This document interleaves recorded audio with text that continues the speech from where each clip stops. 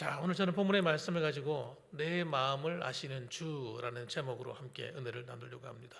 한번 따라합시다. 내 마음을 아시는 주. 예, 내 마음을 아신다. 과연 그게 사실일까요? 예, 사실인 정도가 아니라 너무나 정확하게 아시죠. 예, 너무나 정확하게 아세요. 우리는 살아가면서 때로는 사람들의 마음을 몰라서 애를 태울 때가 있습니다. 그렇죠? 사랑하는 연인들끼리 만나가지고 처음에 데이트하고 할 때 상대방이 정말 나를 사랑하는지 알고 싶고, 그죠? 그런 생각이 들어요. 근데 알지 못하니까 또 애가 닳기도 하고, 저 사람이 혹시 나 말고 다른 사람을 사랑하는 게 아닌가, 그런 생각하기도 합니다. 그래서 오해도 생기기도 하고 그런 거죠. 그런데 여러분, 사람은 여러분 겉으로 이렇게 행동하는 것만 봐서는 정말 잘 알기 힘들어요. 겉으로 드러난 그 모습을 보고 그래서 우리가 실수할 때가 많이 있는 겁니다. 이것이 우리들이 가지고 있는 한계다, 이렇게 말할 수 있어요. 한계점이다.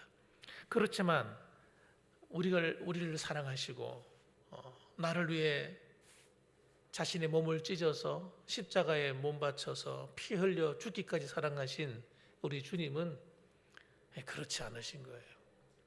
하나님이 한번 우리를 사랑하시면 변함없이 사랑하시고, 우리가 문제지, 우리가 변덕이 많은 것이고 우리가 온전히 하나님을 더 사랑하지 못하는 것이 문제지, 하나님은 끊임없이 우리를 사랑하십니다. 그래서 하나님은 끊임없이 우리를 찾아오시고 말씀하시고 또 우리를 인도하십니다. 그 하나님이 우리의 마음을 왜 모르시겠습니까? 너무 잘 아시죠. 너무너무 잘 아세요. 너무 잘 아시는 것 때문에 문제예요, 내가 볼 때는. 그러니까 하나님이 우리를 아주 세밀하게 돌보실 수밖에 없단 말이에요. 그래서 오늘도 이 자리에 오신 여러분 가운데는 하나님이 여러분의 마음이 어떠신지 다 아시고 계실 겁니다. 그런 마음은 하나님 앞에 다 내려놓고 가셔야 돼요. 마음이 속상한 것이나 힘든 것이나 뭔가 내 마음대로 안 될 때, 속상할 때, 뭐 이런 것들, 이런 마음들을 꽁꽁 가슴에 묶어가지고 가시지 마시고 다 털어놓고 가셔야 돼요. 다 털어놓으셔요. 자, 오늘 본문의 말씀을 보세요. 오늘 본문의 말씀은 하나님이 어떤 분이신지를 정확하게 보여줍니다. 자, 지금 예수님께서 유월절을 맞이해서 예루살렘에 올라가셨어요. 어디로 올라가셨다고요? 어디예요? 예, 예루살렘. 그래서 지난 시간에는 성전을 청결케 하시는 그런 내용의 말씀도 우리가 읽었습니다. 유월절에서 예루살렘 내에 계시니까 많은 사람들이 예수님을 만나게 됩니다. 만나게 되는데 예수님이 공생의 사역을 하실 때는 아주 본격적으로 사역을 하셨어요. 그래서 그분 자신을 계시하십니다. 나타내십니다. 어떻게 나타내실까요? 말씀을 통해 나타내시죠. 그래서 사람들이 깜짝 놀랍니다. 그들이 들었던 말씀하고 예수님이 전하는 말씀이 너무, 전하는 그 말씀 자체가 차이가 나는 거예요. 내용의 차이가 있는 것이 아니라 말씀을 전하시는데 마치 권세 있는 자와 같고, 그 말씀을 전하는데 그냥 우리 안에 확 정말 우리 안에 박혀오는 거예요. 깨달아지는 거예요. 더 놀라운 것은 주님은 말씀만 능력 있는 것이 아니라 그분의 행하시는 표적과 기사가 놀라운 능력이 나타나는 거예요. 그래서 여러분, 와, 도대체 이 예수님은 진짜 선지자구나, 진짜 랍비구나.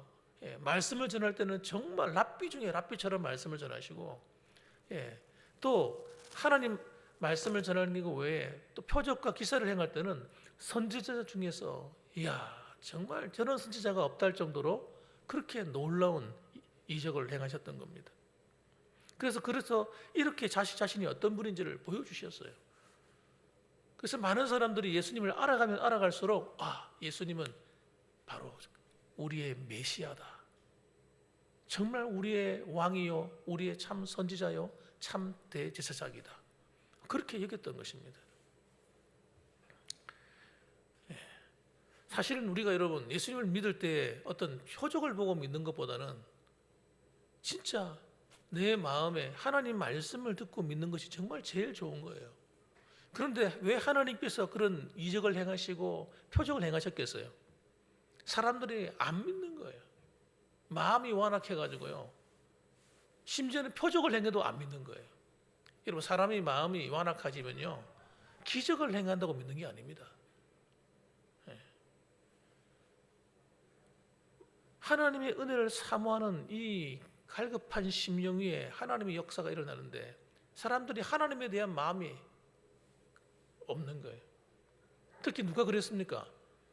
종교 지도자들일수록, 지체가 높을수록, 신분이 높을수록 하나님을 안 믿기로 결심하는, 참 안타까운 일이죠. 자, 그래서 하나님은요, 우리에게 정말로 원하시는 것은, 이 당시에 예수님이 이 말씀을 전하시고 표적을 행하신 이유는 내가 누구인지 믿으라는 거예요. 믿으라. 그러면서 하시는 말씀이 이렇게 말씀합니다. 그분이 어떤 분이신가를 나타내시는 거예요. 24절 말씀 보세요. 예수는 그의 몸을 그들에게 의탁하지 아니하셨으니 이는 친히 모든 사람을 아심이요. 25절에 또 사람에 대하여 누구의 증언도 받으실 필요가 없으니 이는 그가 친히 사람의 속에 있는 것을 아셨습니다. 하나님이 예수님께서 근본적으로 다르신 것, 어떤 선지자나 어떤 위대한 사람이라 할지라도, 제사장이라 할지라도, 뛰어난 자라 할지라도 근본적으로 다른 점이 뭐예요? 그들은 사람의 마음을 알 수가 없습니다. 그래서 오늘 하나님은 우리의 마음을 정확하게 아시고 그 사람의 문제를 정확하게 아시는 거예요. 그래서 누구의 도움을 받을 필요가 없다는 거예요. 의탁할 필요가 없다는 얘기는 누구의 도움을 받아가지고 이렇게 그 사람에 대해서 알 필요가 없다 이 말이에요. 다시 말하면 그 사람이 자기 자신의 말을 하지 않는다 할지라도, 일일이 설명을 해주지 않아도 하나님이 그 사람을 정확하게 아셨어. 누가 이렇게 할 수가 있습니까? 하나님 외에는 이렇게 할 분이 안 계신 거예요. 그래서 사도행전을 보게 되면 초대교회 성도들도 이 하나님이 자신의 마음을 아신다는 것을 정확히 알고 있었습니다. 그래서 이렇게 말합니다. 사도행전 1장 24절 말씀 보면 그들이 기도하여 이르되 무엇 사람의 마음을 아시는 주여, 이렇게 기도하는 거예요. 무엇 사람들의 마음을 아시는 주여. 그래서 여러분 때로는요, 여러분의 마음에 있는 이야기를 다 하지 않아도 하나님 그냥 아십니다.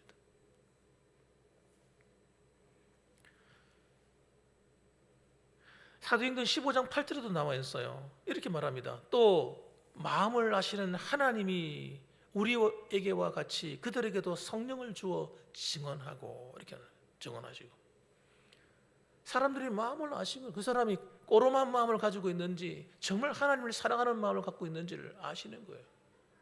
그러니까 마음이 정직하지 않은 사람은 하나님이 반응을 해주지 않는 거예요. 예배드리러 와도 마음이 정직하지 않아, 마음이 하나님께 있질 않아, 세상 가운데 있어. 그럼 하나님께서 그 사람에게 하나님의 음성을 들려줄 수가 없는 거예요. 하나님께 예배할 때 우리 마음이 어디 있어야 돼요? 하나님께 있어야 돼. 그런 사람들에게 하나님이 성령을 주어서 하나님이 증거하시는 거예요. 예배 시간에 여러분 성령님이 막 역사하시는 거예요. 열왕기상 8장 39절 말씀 보면 또 이렇게 말합니다. 주는 계신 곳 하늘에서 들으시고 사하시며 각 사람의 마음을 아시오니. 하나님께서 기도하면요, 그 사람이 기도하는 모습을 딱 보시고 아시는 거예요. 그냥 형식적으로 기도하는 건지 진짜 마음을 다해서 사모해서 기도하시는지 아신다. 그래서 주는 계신 곳, 저 먼 곳 하늘에 계시지만 그곳에서 만왕의 왕이신 그 하나님께서 성령을 통해서 우리 마음을 아시고 우리의 진실한 기도를 들으시고 하나님이 응답하신다. 정말 사모하는 마음으로 예배하는 우리의 예배를 기뻐 받으시는 거예요. 어떤 사람은 예배 드리러 나올 때에 그냥 순탄하게 나온 사람도 있지만 어떤 사람들은요, 힘든 가운데 나오는 사람이 있어요. 몸도 힘들고 고단한데 오늘 갈까 말까 고민하다가 이야, 하나님께 예배드려야 내가 되지 하고 갈등을 이기고 육신의 연약함을 이기고 나오시는 분도 있단 말이에요. 하나님이 얼마나 기뻐하시겠어요. 그 마음을 아시는 거예요. 어떤 사람은 예배드리기 싫은 마음도 있을 수 있어요. 살아가다 보면 삶이 지치고 고단해가지고요, 마음도 상하고 힘들어서 예배드리는 것도 이제 힘들어, 귀찮아 죽겠어. 그런데도 불구하고 그런 내 마음속에 올라오는 그 힘든 마음도 아시고 있다는 거, 하나님이. 그럼에도 와서 하나님께 찬송하고 기도하고 하나님께 그 은혜를 구하니 하나님께서 그냥 가만히 계시겠냐고요. 그래서 예배는요, 우리는 뭐 잘 모르지만 하나님이 끊임없이 우리를 찾아오셔서 만나주시고 반응하시고 응답하시는 겁니다. 그래서 이렇게 말합니다. 열왕기상 8장 39절 말씀, 주는 계신 곳 하늘에서 들으시고 사하시며 각 사람의 마음을 아시오니 하면서 그 뒤에 그들의 모든 행위대로 행하사 갚으시옵소서. 주만 홀로 사람의 마음을 다 아심이니이다. 하나님이 어떤 문제라는 거예요? 우리의 모든 그 행위를 아시고 그 마음의 중심을 아시고 하나님 갚아주신다. 은혜로 갚으시고 사랑으로 갚으시고 위로로 갚으시고 세움도 주시고 주시는 겁니다.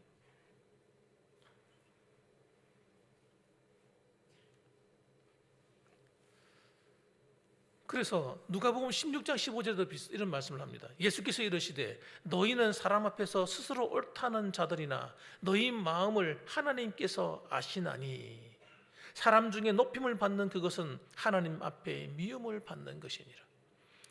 어떤 사람들은요, 세상적인 관점이 마음에 탁 들어와 가지고요, 교회 와서도 세상에 가서도 어디 가든지 마음이 높아지는 사람이 있는 거예요. 마음이 높아진 사람의 특징이 뭐냐? 자기 스스로가 옳다고 한다는 거예요. 옳다고. 예수님이 그렇게 말씀하시는 거예요. 너희는 사람 앞에서 스스로 옳다는 자들이나.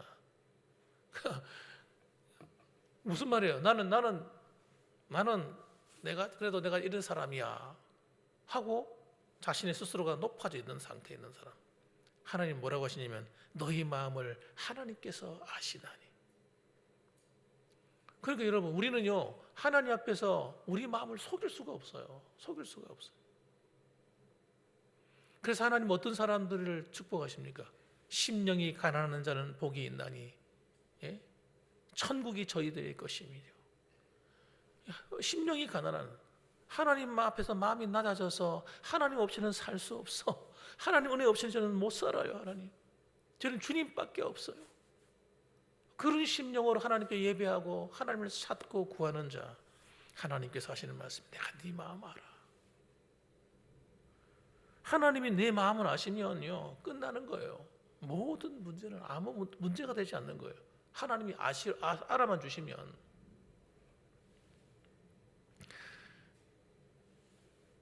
그래서 우리는 하나님을 향할 때 우리 마음에 있는 모습 그대로 하나님을 사랑해야 됩니다. 오늘도 이 자리에 예배드린 저와 여러분들이 그 하나님을 찾고 구하는 정말 신실하고 정직하고 하나님을 기쁘시게 하는 저희가 되기를 주님의 이름으로 축원합니다. 자, 보세요. 그래서 잠언서 16장 2절에 보면 이렇게 말합니다. 사람의 행위가 자기 보기에는 모두 깨끗하여도 여호와는 심령을 감찰하시느니라. 너희 행사를 여호와께 맡기라. 그리하면 네가 경영하는 것이 이루어지리라. 우리가 예배드리고 기도하는 건 어떤 시간이에요? 우리 마음을 하나님께 맡기는 시간입니다. 기도로 맡기고 예배로 맡겨드리고 하나님께 맡기는 시간이에요. 그러니까 사람의 행위가 자기 보기에는 모두 깨끗하여도 이렇게 말씀하시는 이유는요, 하나님 앞에 나올 때는 치장할 필요 없다는 거예요. 내 부족한 것을 감추려고 할 필요 없다는 거예요.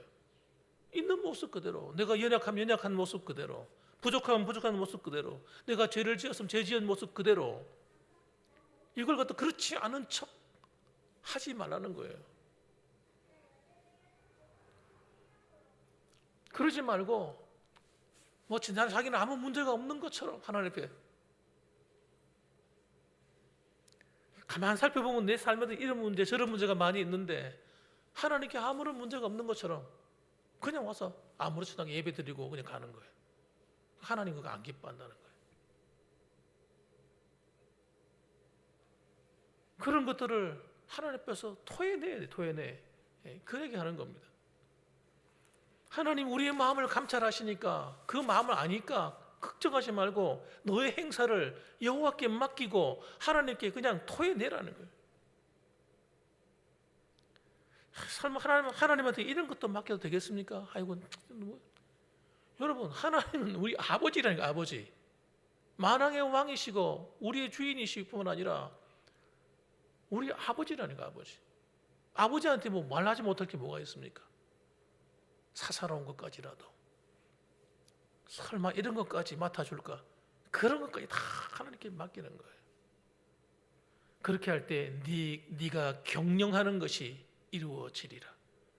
네가 계획하는 것이, 네가 하려고 하는 그 일들이 이루어지리라. 그렇게 말씀하는 거 아닙니까? 여러분, 오늘도 왔다가 그냥 가지 마시기 바랍니다. 왔다가 그냥 갑니다. 그러지 마시고 하나님 앞에 정말 솔직하게 나 자신을 고백하고 맡겨드릴 수 있기를 주님의 이름으로 축복합니다.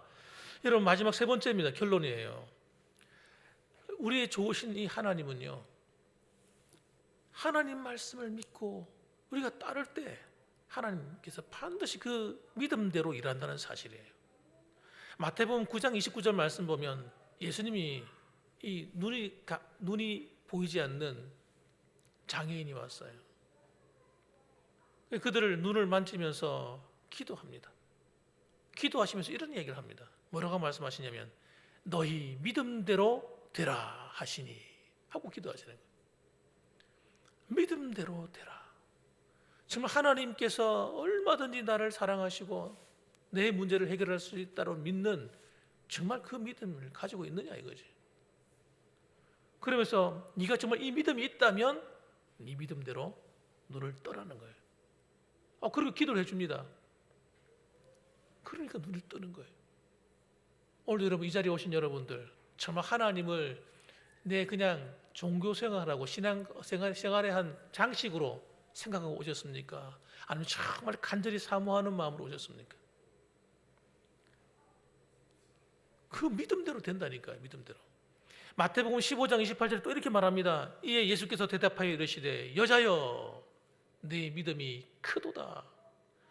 네 소원대로 되리라 하시니 그때로부터 그의 딸이 나으니라. 이런 말씀이에요. 이렇게 말씀하십니다.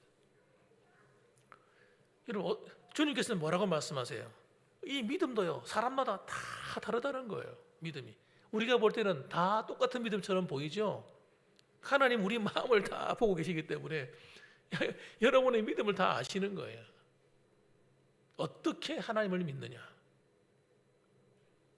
오늘 어떤 마음으로 하나님께 나와서 예배 드리느냐? 어떤 믿음으로?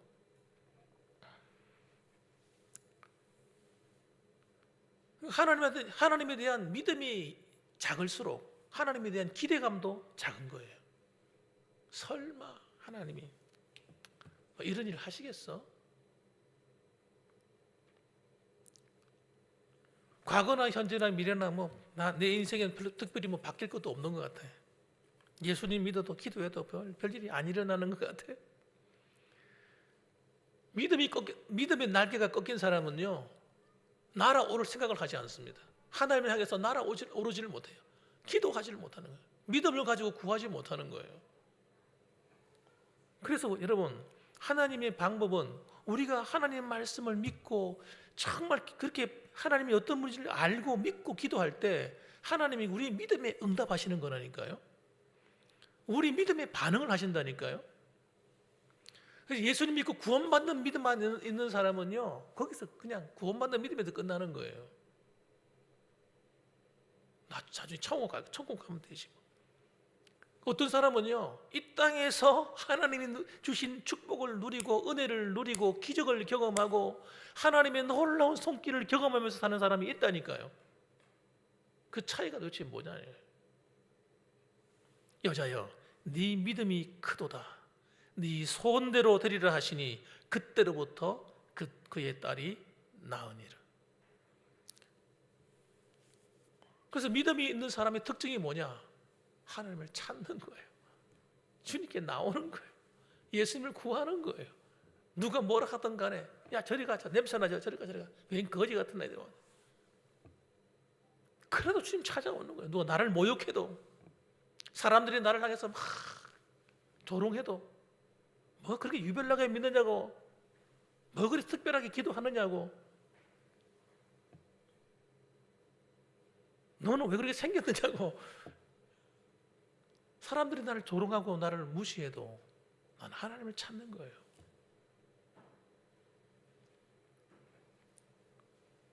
그러니까 여러분, 하나님께서는요, 우리의 마음을 아시고 우리의 마음의 기도에, 그 믿음에 응답하시는 분이라니까.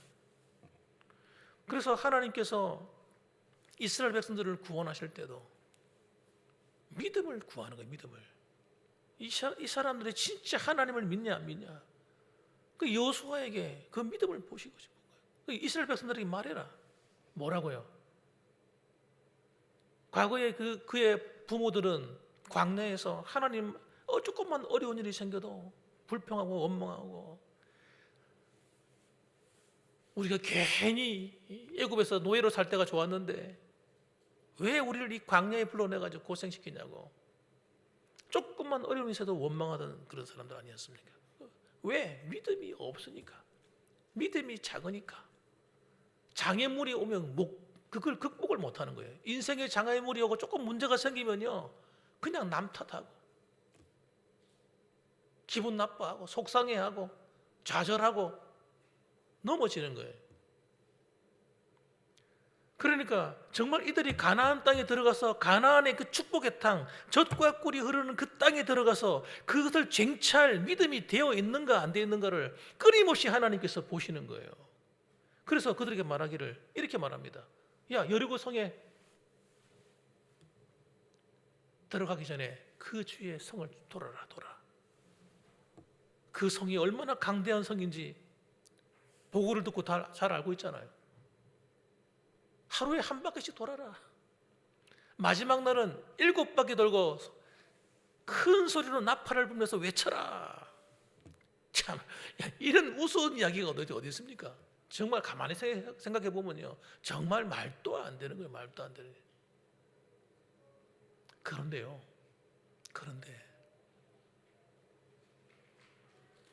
여호수아와 그 후 세대들이 부모와 다른 점이 있는 거예요. 순종을 하는 거예요. 순종을. 하나님 그 말씀을 듣고 누구 한 사람 토를 달지 않는 거예요. 이게 다른 점이에요. 그러니까 젖과 꿀이 흐르는 그 축복의 땅에 들어갈 사람들의 믿음이 있었던 겁니다. 그들에게는. 그러니까 그들이 그대로 이불을 가지고 범죄하지 않고 그대로 시키는 대로 합니다. 그리고 마지막 날에 확 소리를 지르는데 그들의 힘으로 성을 무너뜨리는 것이 아니라 하나님의 능력으로 성이 무너지는 거예요.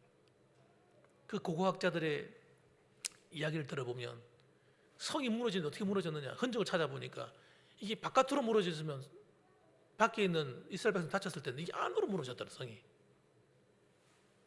흔들려가 안으로 다 무너져 버린 거예요.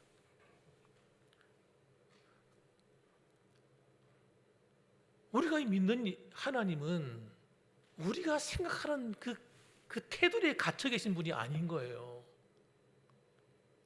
우리가 상식적으로 이해하고 또 이해하는 수준에서 머물러 계신 분이 아니라는 거예요. 그 하나님은 특별한 어떤 사람들의 기도만 들으시는 하나님이 아니시고 나 같은 사람이라 할지라도, 부족한 사람이라 할지라도 내 마음을 아신 하나님께서 내가 진실한 마음으로 하나님께 기도하고 하나님 말씀의 약속을 붙들고 나아갈 때 하나님이 일하신다는 거예요. 그러니까 여러분, 우리가 하나님의 약속의 이 말씀을 붙드는 게 얼마나 중요한지 몰라요. 요한복음 15장 7절 말씀에 이렇게 말합니다. 예수님께서 너희가 내 안에 거하고 내 말이 너희 안에 거하면 무엇이든지 원하는 대로 구하라. 그리하면 이루리라 하고 약속합니다. 여러분, 하나님은 약속의 하나님이에요. 우리가 기도할 때 이런 약속을 붙들어야 돼요. 저는 그래서 말씀이 너희가 내 안에 거한다는 것은 우리가 예수님을 믿는다는 거잖아요. 그런데 내 말이 너희 안에 거한다는 것은 또 다른 말이거든요. 하나님 말씀이 내 안에 거한다. 이 거한다고 하는 말은 여러분, 이거 해석을 해보면 어떤 뜻이냐면 산다는 뜻이에요. 산다. 말씀으로 산다는 거예요. 그 말씀을 믿고 말씀대로 살면 무엇이든지 원하는 대로 구하라. 그리하면 이루리라는 거예요. 그래서 여러분, 하나님의 기도의 응답은요, 하나님 말씀에 불순종하는 자에게는 하나님께서 영광을 나타내실 수가 없습니다. 하나님의 영광을 나타내실 수가 없어요. 그러니까 여러분, 우리는요, 하나님의 말씀을 붙들고 기도하는 훈련이 돼야 돼요. 약속을 붙드는 기도.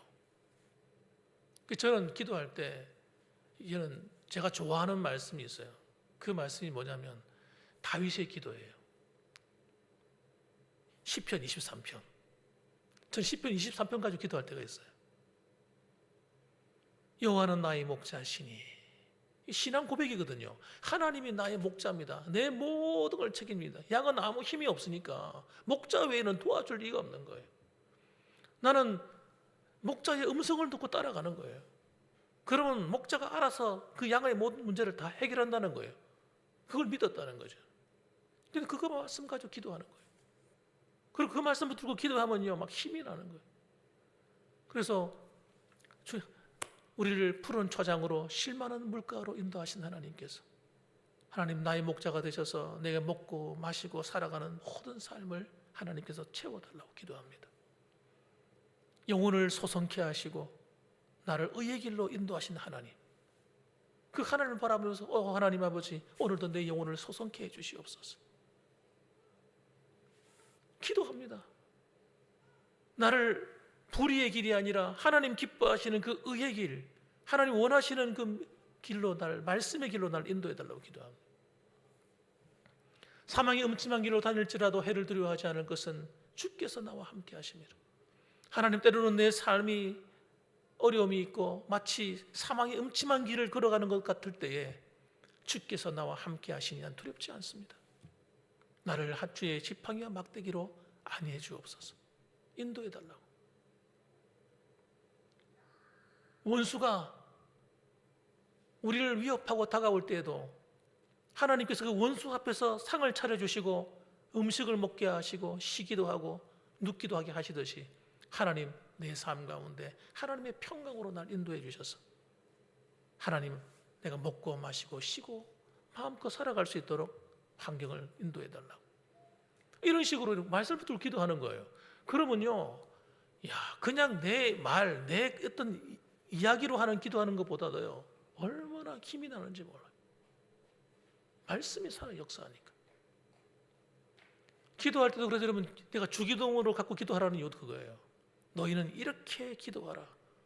여러분, 내 말로도 얼마든지 기도할 수 있지만 하나님 말씀을 붙들고 가르친 대로 기도하는 거예요. 아니요, 정말 성경에 보면 기가 막힌 말씀들이 얼마나 많습니까? 하나님을 사랑하는데 예수님은 어떻게 사랑했느냐? 계명을 지켜 사랑했다고 하시잖아요. 요한복음에 보면 내가 계명을 지켜 아버지를 사랑한 것 같이 너희도 내 계명을 지켜 나를 사랑하라는 거예요. 그러면 저는 십계명 같은 것도 가지고 기도합니다. 그래서 하나님을 사랑하는데 어떻게 사랑해? 하나님, 저는 하나님 외에 다른 신을 결코 섬기지 않겠습니다. 나를 위한 우상을 만들지도 아니하고 나는 오직 하나님만을 사랑하고 섬기며 살겠습니다. 여러분, 이거 신앙 고백이거든요. 신앙 고백. 이 믿음의 고백이요, 내 영혼을 살립니다. 강하게 만들어줍니다. 하나님이 얼마나 기뻐하시겠어요. 이렇게 하나님 말씀을 붙들고 기도하는 훈련이 되면요, 갑자기 기도하다 기도할 길이 없어. 기도의 문이 막혔어. 들을 할 게 없어요. 그냥 이 말씀들을 붙들고 기도하면 되니까. 그러면 하루가 평안합니다.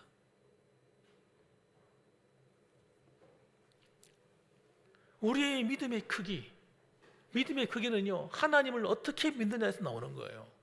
하나님을 믿는데 그냥 우상을 믿듯이 그렇게 믿는 것이 아니라 하나님 말씀에 근거해서 하나님을 믿는 그 믿음을 하나님 보시고 싶은 겁니다. 그런데 그 시대에 예수님이 당신 그 시대에 예루살렘에 와보니 그런 믿음을 가진 사람이 너무너무 적은 거예요. 심지어는 그래서 주님께서 이렇게 말씀하셨어요. 마지막 때가 되면 이 믿음을 보겠느냐, 그렇게 말씀하셨어요. 우리의 마음에 왜 신앙의 열정이 식어지는 줄 아십니까? 왜 이 믿음이 뜨거움이 약해지는 줄 아십니까? 하나님을 정말 이 놀라운 하나님으로 믿는 믿음이 점점 식어지기 때문입니다. 그러니까 뭐가 찾아와요?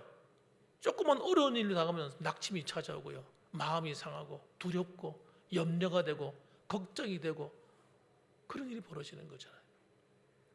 사랑하는 성도 여러분, 우리는 오늘 주님이 오신다 할지라도 하나님이 내 마음을 아시고 오늘도 하나님이 우리의 길을 인도하신 분이나 사실 기억하시고 하나님의 말씀에 근거해서 하나님을 믿고 뒤로 물러서지 마시고 하루하루의 삶을 하나님 내 삶에 놀라운 일을 행하시고 내 삶을 인도해 가실 그 하나님을 바라보고 여러분 한 걸음 한 걸음 앞으로 향해서 달려갔으면 좋겠습니다. 어떤 장애물이 있다 할지라도 그 장애물에 걸려가지고 넘어지지 말고 그 장애물을 딛고 올라서서 계단으로 만들어버리는 거죠.